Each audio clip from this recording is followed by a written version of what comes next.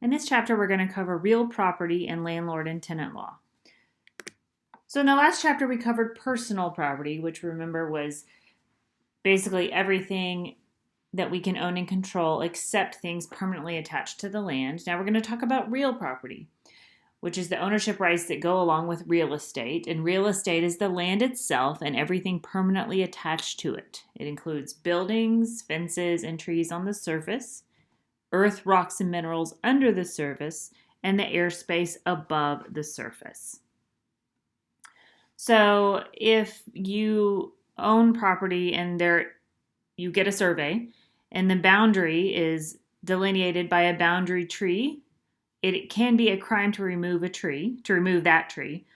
Furthermore, any vegetation or plants of trees that extend into another person's property belong to the owner of the land where the trunk is located. There are sometimes disputes between neighbors over a tree. For example, if it's on one person's side, but it extends over the other person's fence and it drops things, the person where the trunk is located is the owner of the tree. However, the neighboring property owner can trim branches and vegetation that cross into his or her property, so over the fence line.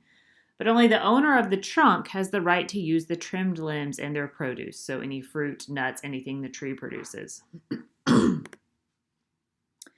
Trees, flowers, shrubs, vineyards, and field crops that grow each year without replanting are considered real property. These plants have been planted and cultivated with the intention they remain part of the real estate. Once they're planted and growing, the improvements to the land are called fructus naturalis, fruits of nature. This is different than crops or garden plantings that produce flowers, vegetables, or other things that only happen in the year in which they're planted, so annual plantings. Those are called fructus industrials. Air rights are another type of real property right. Modern court decisions have held that landowners can own the airspace above their land to as high as they can effectively possess or reasonably control. This height usually extends as high as the highest tree or structure on their property. Navigable airspace is defined as the space above 1,000 feet over populated areas and above 500 feet over water in unpopulated areas, and that airway is subject to FAA regulations. It's trespass for anyone to run wires through someone else's airspace or use another's airspace in any way without permission. Any electricity company or telephone company has to obtain easements for the right to run wires through the airspace of property owners. We don't worry about airspace so much in Texas, but in areas like New York, air rights are really important and really valuable. And it's something that by zoning has been defined as basically the size of your lot dictates how high airspace you own. And you can also sell air rights to another neighboring landowner so that that person can build a taller building. Water rights are also a function of real property rights. Riparian owners are the people who own land along the banks of a river or a stream. Owners of that land own the soil beneath the water. If it's a non-navigable stream, that's a boundary line between two parcels of land, the owner on each side owns to the center of the stream. And the property owners may own the land under a stream, but they don't own the water itself. And depending on where you live, it depends on what you can do with the water. So some states allow landowners to drill below the surface, so the subsurface water rights. Some states don't. Most states allow reasonable use of water that flows through their property, but they can't, for example, use all of the water, use and sell all the water. Fixtures are personal property that are attached to real property. They become part of the real property. And a trade fixture is an item of personal property brought upon the premises by the tenant that are necessary to carry on the trade or business to which the premises is devoted. All right, so when determining whether something is a fixture, courts ask the following questions. Has there been a temporary or permanent installation of the personal property? Can it be removed without damaging the real property? Has it been adapted to the intended use of the real property? Also, the court asked what the intent of the party was at the time the personal property was attached to the real property. So generally, if something is a fixture and it has been attached to the real property, it's actually part of the real property. So anytime the real property is conveyed, the fixture goes with it. An easement is the right to use another's land for a particular purpose, also called a right of way. So we just talked about easements that we might grant the telephone company, electric company, someone like that. There also may be an easement to use one person's land to access another person's land. There are many reasons there might be easements, and what you can do with those easements as the property owner kind of depends on the contractual rights of the easement. We also talk about tenements. So a dominant tenement is the one who enjoys the easement and to whom it attaches, and the servient tenement is the one on whom the easement is imposed. So if we are just talking about my house in Fort Worth, I have an electric pole at the back of my house, and then the property line is buried. Not the property line, the power line is buried in my property. So I have the servient tenement to that property electric easement. So the property company can come into my property when they need to work on that easement, when they need to work on that line. The dominant tenement is the power company, the one who enjoys the easement and to whom it attaches. An easement can be granted in one of three ways: by grant, by reservation, or by prescription. It can exist even when it isn't in writing. So the law allows people access to their homes. If the only access is by crossing through another landowner's property, the court may grant permission through an easement by necessity. Once an easement is created, it goes with the land. It runs with the land. That means that future owners will have the right to use the easement unless one of them gives it up by a deed or by not using it for a long period of time. The law of estates defines the way that we may own real property. So a freehold estate is when the holder owns the land for life or forever. An estate in fee simple is anyone owning real property outright, that is, forever. And a life estate is a person who owns real property for their life, or for the life of another who owns an interest in the real property. So that's different ways we can own property.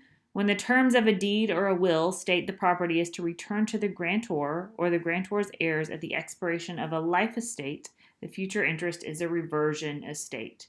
So if I have in my will that my daughter can use my home for her life, and then it passes to my son's children, right? So my daughter would have a life estate. My son's children would have a reversion estate. And we briefly touched on co-ownership in the last chapter when we were talking about personal property, but you can also own real property as co-owners. You can own it as tenants in common, which means each person owns an undivided share of the whole property. In joint tenancy, the estate created is a single estate with multiple ownership. 4 unities must be present: time, title, interest, and possession. And then community property, again, we touched on this with personal property. It's when property that is acquired by the personal efforts of either spouse during marriage belongs to both spouses equally. So in community property states, the theory is that both spouses contribute equally to the marriage, so that all property acquired during the marriage is the result of the combined efforts of both of them. Although one spouse may earn all the money to acquire the property, all the property acquired is considered community property if the marriage is in a community property state. A tenancy by the entirety may be held only by a husband and wife and is based upon the common law doctrine known as unity of person. Each spouse owns the entire estate and neither could destroy it by any separate act. So upon the death of either spouse, the surviving spouse owns the entire estate outright if you own something in tenancy by the entirety.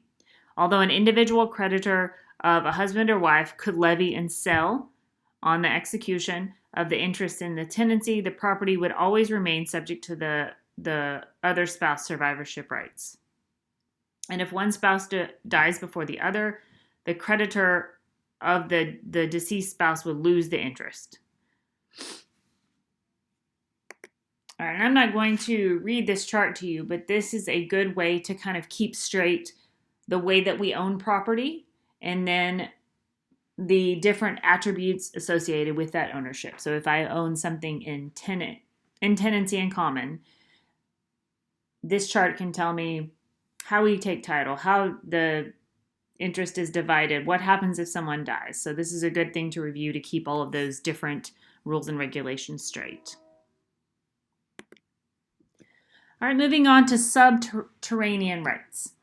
So subterranean rights are owning the minerals and things below the surface of the land, so everything below the surface. Unless these are excluded by deed, the owner of the land has the exclusive title to anything below the surface. That extends to the point determined to be the exact center of the earth, so everything below. These rights are often sold to corporations exploring for coal, oil, and other mineral deposits. All right, so generally the default is that the owner of the land owns these, but these are severable, meaning I can separate the ownership of that and sell them. Here in Texas, a lot of people sell their mineral rights. All right, so for oil and gas contracts, we're going to discuss the ownership of the minerals and then how we can sell them to other people. So first, fee simple determinable.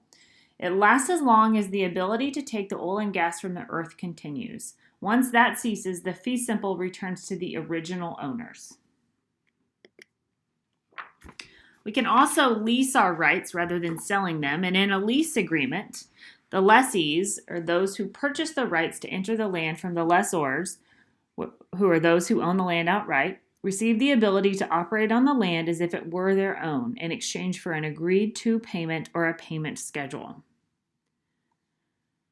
All right, some states characterize oil and gas contracts as real property, lease agreements, and others as simple licenses. In a lease agreement, the lessees, those who purchase the right to enter the land from the lessors, who are those who own the land, receive the ability to operate on the land as if it were their own in exchange for payments on a payment schedule. So they can enter, leave, and move about the land, as well as construct the necessary drilling and extraction equipment on that land without permission. After they lease the land, they have superior right to construct these things on the land.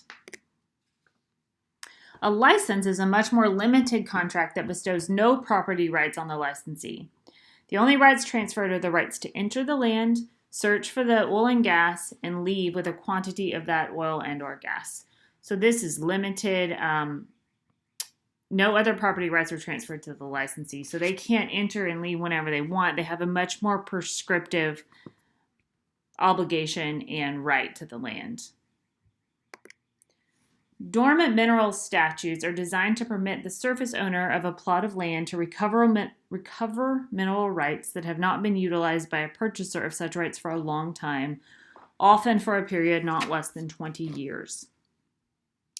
So these statutes have become more popular since landowners have become more aware of the lucrative contracts that can be negotiated for oil and gas rights, as discussed earlier. These are really designed to protect the surface owner, because if the surface owner has leased their right to someone who isn't drilling, they're missing out on money, right? So if they have leased this and someone hasn't been exploring for a long time, they're allowed to basically release again.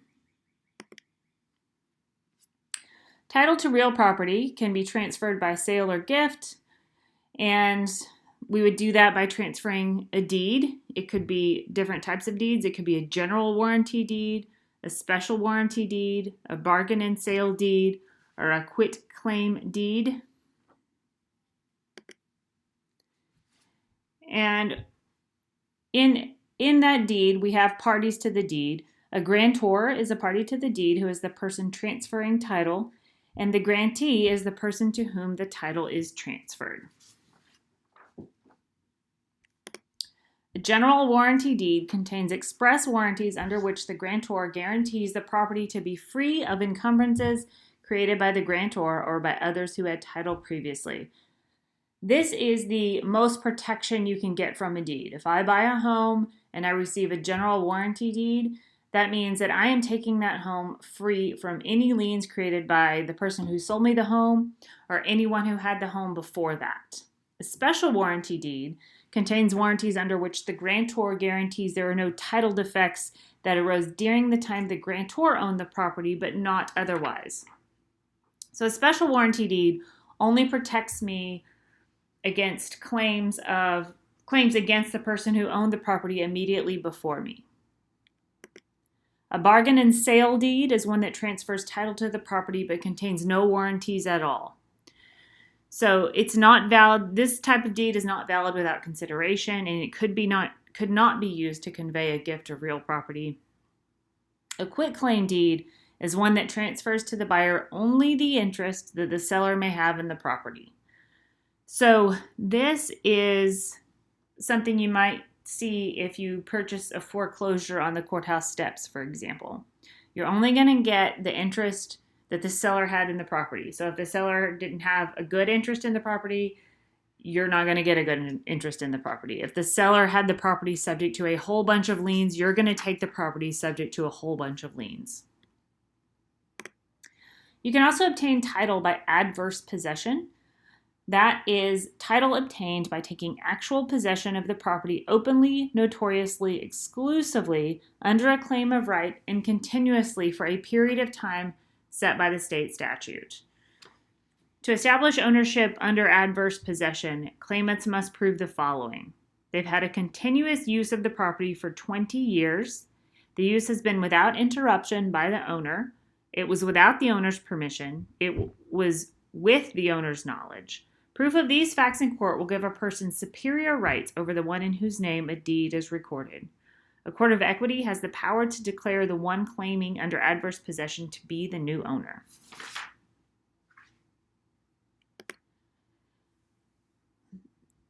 Rights to use of real property are limited by zoning laws, and zoning laws regulate the use that may be made of properties within specified geographical areas or districts. Zoning is going to depend on where you live and where your property is located. If you live in a neighborhood and you have a home, generally you have single-family zoning. That means the zoning would prohibit you from building a big apartment building, something like that. If your property was zoned multifamily, you could build an apartment. If it was zoned commercial, you could build a commercial entity. But if it wasn't zoned commercial, you couldn't. A variance is an exemption or an exception that permits a use that differs from those allowed under the existing ordinance. So if you live in a single-family district that only allows one-family dwellings and you want to build a duplex, you could request a variance of that zoning, and it may or may not be granted. You've probably also heard of governments taking title to property by eminent domain. That's the right of federal, state, and local governments or other public bodies that allows them to take private lands with compensation to their owners for a public purpose. It's also called condemnation. So this is often exercised to build a freeway, for example, a public park, a state hospital, something like that. This is allowed by the Supreme Court. The Kelo versus City of New London says the government can take private property to promote private economic development. The court said an increased tax base, higher paying jobs, and other benefits fulfill a public purpose. But the state can take your property, or the government can take your property, but they must pay fair market value. And as you can imagine, that's a heavily litigated number. But they are required to pay. They can't just take it without paying.